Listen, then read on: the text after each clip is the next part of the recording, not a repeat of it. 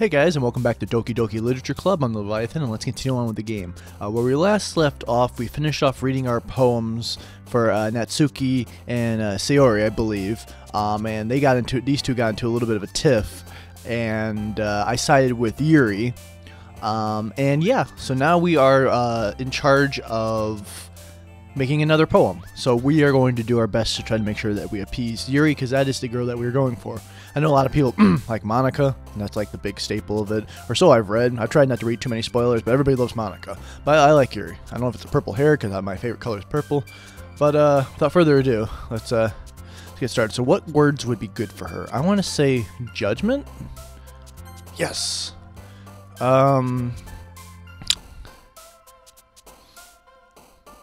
Entropy? Yes. Aura. Yes.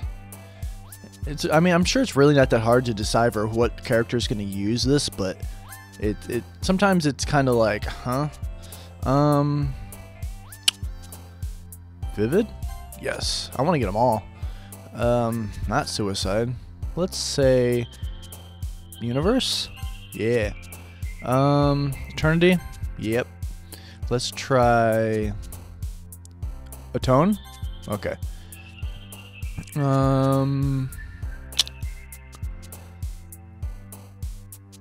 Forgive? Oh, damn it. That's fine. Let's try analysis. And then we will do horror, because she likes horror, I know that. Graveyard.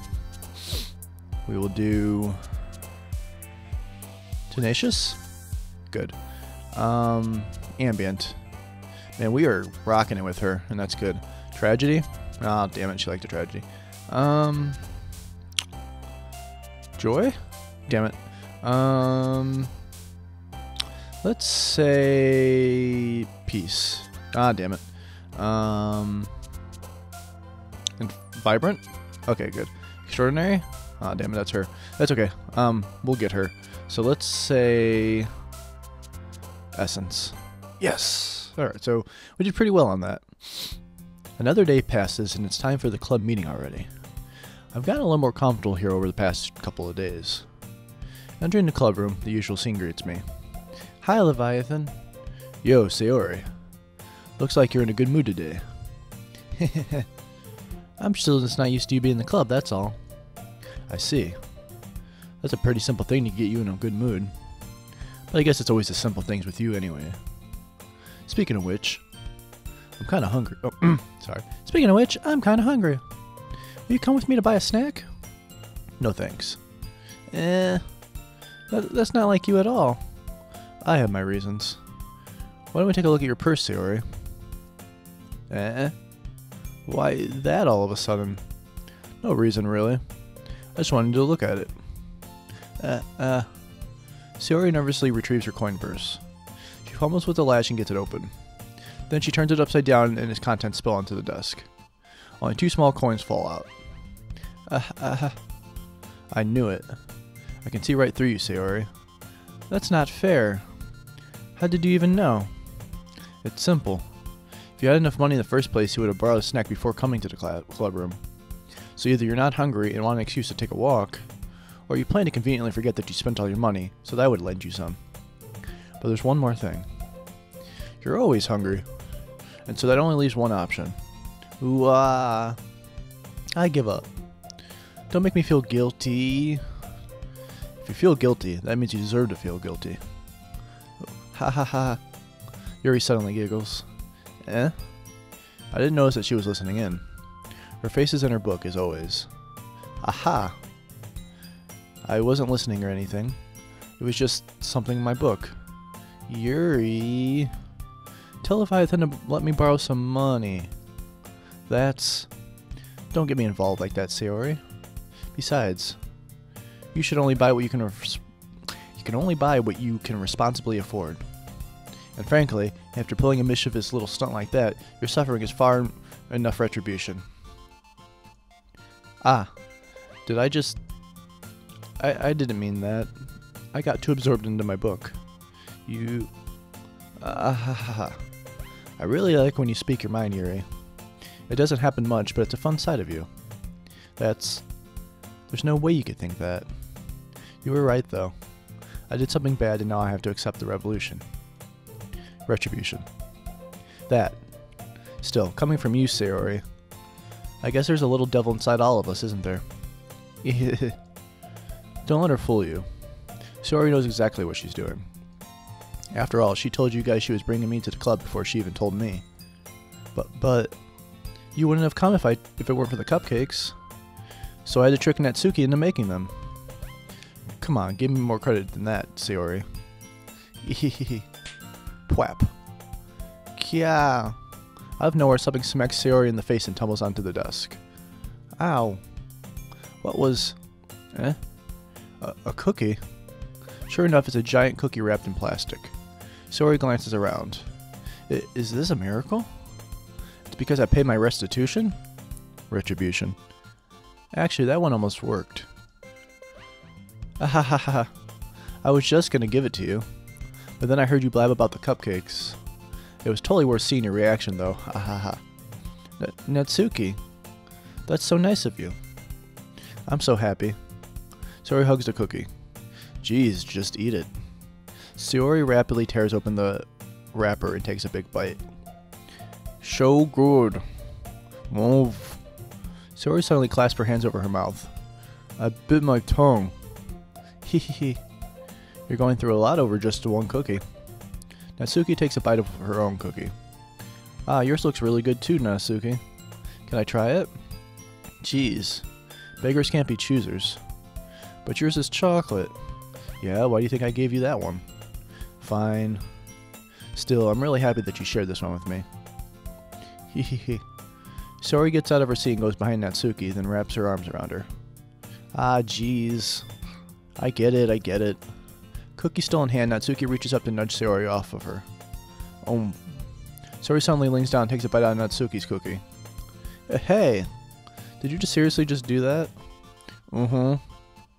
Mouthful, Sayori trots away to safety. Yuri and I laugh as well. Jeez, you're such a kid sometimes. Monika, can you taste Sayori? Natsuki glances around. Monika isn't in the club room. Ugh. Where's Monika anyway? Good question. Have any of you heard anything about her being late today? Not me. Yeah, I haven't heard either. That's a bit unusual. I hope she's okay. Of course she's okay. She probably just had something to do today. She's pretty popular after all. You don't think she has a... Ahaha, I wouldn't be surprised. She's probably more desirable than all of us combined. Hehe, that's true. Excuse me? Suddenly the door swings open. Sorry, I'm super sorry. Ah, there you are. I didn't mean to be late. I hope you guys weren't worried or anything. Monika chose the club over her boyfriend after all. You're so strong-willed. But boyfriend? What on earth are you talking about? Monika quizzically glances at me. Ah, never mind that. What held you up anyway? Well, my last period today was study hall. To be honest, I just kind of lost track of time. Ahaha. That makes no sense, though. You would have heard the bell ring at least. I must not have heard it since I was practicing piano. Piano? I wasn't aware you played music as well, Monika. I don't, really. I kind of just started recently. I've always wanted to learn piano. That's so cool. You should play something for us, Monika. Monika looks at me. Maybe once I get a little bit better, I will. Yay! That sounds cool. I'd also look forward to it. Is that so? In that case, I won't let you down, Leviathan. Monika smiles sweetly. Don't you try anything sweet with me. You're the second hottest one to me. I didn't mean any pressure or anything like that. Don't worry. I've been practicing a whole lot recently. And I'd really love the chance to share once I'm ready. I see. In that case, best of luck. Thanks. So I didn't miss anything, did I? No, not really. I chose to leave out Sayori's mischievous escapade. I'm sure Natsuki will end up complaining to her anyway. It looks like everyone has settled down. Sayori's already somehow finished her entire cookie. Yuri's back to her book, and Natsuki disappeared into the closet. Hey, Yuri. Eh? Ah. I suddenly noticed that Yuri is reading a different book from the one we've been reading together. Sorry, I didn't mean to interrupt. No. I was kind of just waiting for you. Well, if that's the case, why don't we go ahead and get started? Yes, let's. Actually, I have a request. Do you mind if I make some tea first? Not at all. Thanks very much. If there's one thing that can make my reading time here any better, it's a nice cup of tea. Not to mention for yourself as well. Yuri stands up and makes her way to the closet. I follow and watch as she retrieves a small water pitcher from the shelf, the kind with a filter inside. Can you hold this for a second? Sure. Yuri hands me the water pitcher and also fetches an electric kettle. I'm going to plug this into the teacher's desk, and then we'll go get some water. She walks past me and sets the kettle down at the teacher's desk. I simply watch her movements. To my surprise, the way that she moves really contrasts her speaking mannerisms. Especially because of her long legs, Yuri appears elegant and methodical. Okay, may I have the water pitcher? Thanks, I'll be right back. I might as well walk with you. Yeah, why not? Shall we go then? Yeah. Where are you two off to? Yuri was just gonna make some tea, so I suddenly realized how weird it sounds to explain this to Monika. We're just refilling the water pitcher. Okay. Sorry, I was just a bit curious. That's kind of a one-person job, isn't it? Monika, please mind your own business for once. Or do you want me to tell there's something wrong with helping... Or do you want to tell me there's something wrong with helping involve Leviathan in club activities? Shut down. My mouth gapes. I suppose there's nothing wrong with that. Then let's go, Leviathan. Man, I like it when a woman stands up for me. Yuri quickly exits the room and I follow. Once in the hallway, she suddenly puts her forehead against the wall. I spoke without thinking. How could I say something like that? Yuri. Something about the way she said that. It made me feel so irritated. What's wrong with me? No, Yuri. I think you did the right thing.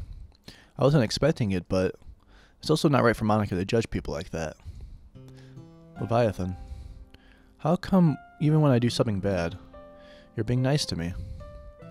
Because nothing that you do is as bad as you make it seem in your head. Nobody's perfect. We have emotions and we can't always hide them away. But you always amplify things in your head. Your mind turns into a light rain shower into a hurricane. No. Won't you hate me for something as terrible as that? Why would I hate you? I can't hate someone for having emotions. What kind of friend would do that? Friend, you say? Yuri lifts her head. Leviathan, I really like being friends with you. Thanks, Yuri. I like being friends with you too. I feel kind of awkward saying something like that, but I'm doing my best to help Yuri feel better. Anyway, yeah. Shall we go? Yeah. Yuri and I walk to the nearest water fountain. Once we fill up the water pitcher, we turn to the classroom. Leviathan, do you like oolong tea? Yeah. Anything is fine. Very well. Yuri sets the temperature on the kettle to 200 degrees. Now it's time to get the teapot. You really do this properly, don't you? Of course. I shouldn't do any less when we're making tea for others. Even if I'm not an expert on tea or anything. Quick question, and I know this is very logistical, but setting the temperature to 200 degrees, that's Fahrenheit. I wasn't aware that Japan, if we're in Japan, if this Japanese schoolgirls, blah, blah, blah, blah, blah, thought they relied on the metric system and used Celsius. Anyways, I just had thought about that for a second, but anyways, even if I'm not an expert on tea or anything, in that case, you'll only be more impressed. Perhaps I will. Yuri fetches the teapot and begins measuring the tea leaves. To my surprise, she even starts humming a little to herself. You must be in a good mood now. Is that so? I was letting it show. And you noticed. I was doing a bit of thinking. and decided I would try expressing myself a little bit more. Turns out it's not very hard for me to do. When it's you who's around anyway. Aw. Ah. That's great, Yuri. Just don't push yourself too much. You're always worrying about me, Leviathan. It's very endearing. Yuri wasn't kidding. I don't even know if I can keep up with this. I watched Yuri pour a cup of tea for both of us. Leviathan, I have another request. Do you mind if we sit on the floor today? Why's that? It's a little bit easier on my back. I can read with my back against a wall rather than bending over at my desk. Sorry, I didn't realize. Also, when you have huge tits like that, I'm sure your back hurts anyways. No worries. I just have back pain fairly regularly, so I do my best to manage it. Is that so? I wonder why that is. It's most likely because of my... oh, I was right before even saying it. Your posture, right? Always hunch over like that when reading? Yes, I have terrible reading posture. So that's why we should sit on the floor, because I have huge tits and they make my back hurt. Fair enough. I'll go ahead and get the book. I retrieved the book from my bag. I have some chocolate as well. It's a bag of small chocolate candies that I kept hidden from Sayori's candy radar. I take it, since it'll go well with the tea. Yuri and I then sit against a wall, teacups at our sides. As if in sync, we assumed the same reading position as last time, each holding one half of the book. Except this time, our bodies are even closer to each other. I can't see too well. Yuri slides closer until their shoulders are touching. How am I supposed to focus on reading like this? Yuri was always kind of cute, but when she's being less apprehensive, it's almost more than I can handle. Your teacup. Yuri hands me my teacup. Holding it with my hand that's not holding the book, I end up in a position that makes it even harder to focus. Because now I need to worry about making sure I don't accidentally touch her chest. Meanwhile, Yuri hasn't noticed a single thing. She wears her intense reading expression, and I can only presume the world around her has faded away. I use all of my willpower to focus on reading. After a few minutes, I finally managed to relax a little. I put the teacup between my legs and fumble with the chocolate wrapper. Sorry. I briefly let go of the book to finish opening the wrapper. You can have as much as you want.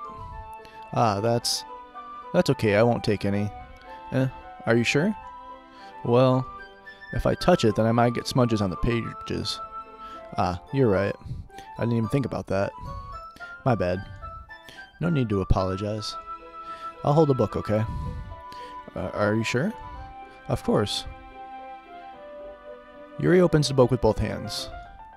She holds it so I don't have to have any harder of a time reading from it. But as a result, her left arm is practically resting on top of my leg. Well, in that case, Yuri is already totally focused on reading again. I take a chocolate candy and pop it into my mouth. Then I take another chocolate, and I hold it up to Yuri. Oh, am I going to feed her? She doesn't even look away from the book. She simply parts her lips as if the situation was completely normal. But that means I can't stop here. I apprehensively place a chocolate in her mouth. Just like that, Yuri closes her lips over it. Yuri's expression suddenly breaks. Did I just... Yuri looks at me as she needs to confirm what just happened.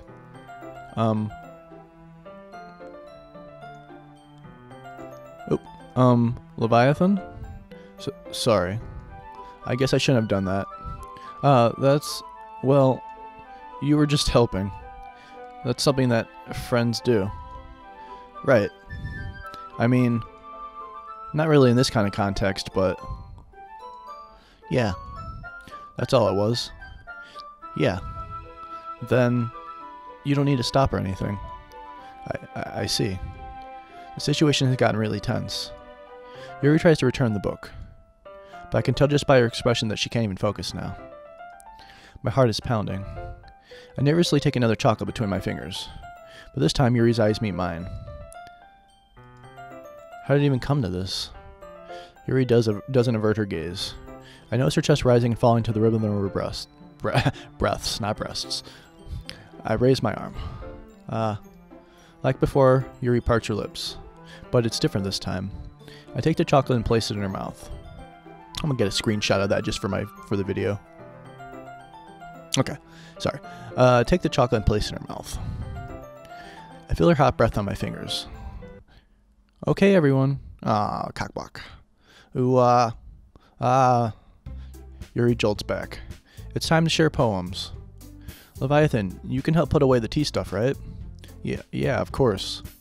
Okay, thanks. The spell is abruptly broken. I'll take care of the cups. Yeah. Yuri picks up the teacups from the floor. I pick up the bag of chocolates.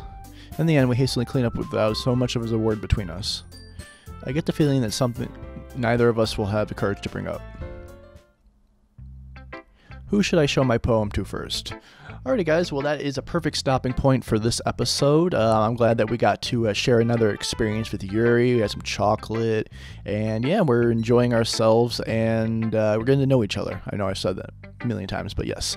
And in the next episode, I guess we're going to read our poems to the whole group. But yeah, let me know what you guys are thinking of the series, and who would you go for? Who would be your ideal girl of choice for this whole series? But yeah, I will see you guys in the next episode of Doki Doki Literature Club, and I'll catch you guys then. Thanks for watching, guys.